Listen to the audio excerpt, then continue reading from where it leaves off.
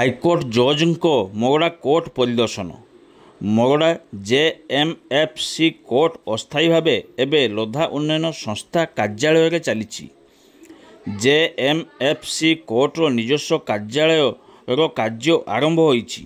यथाशीघ्र किपरि सरिबो से नहीं पदक्षेप नियाजाउछि।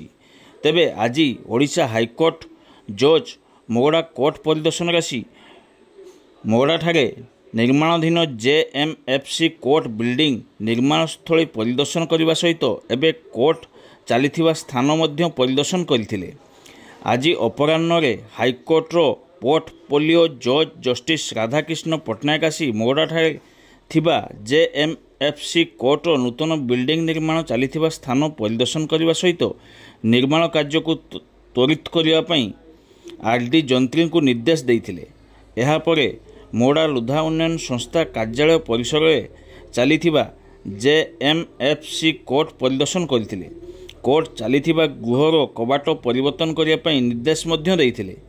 यही अवसर में जिला जज Arvind Pattnaik, ADJ Suman Mishra, chief judicial magistrate Debashish Mahanty, civil court registrar Nihar Ranjan Sahu, Mogra JMFC कोर्टर जज स्मृति पट्टनायक एवं कोर्टर समस्त कर्मचारी एवं वकिल माने उपस्थित रही देखा मिलता।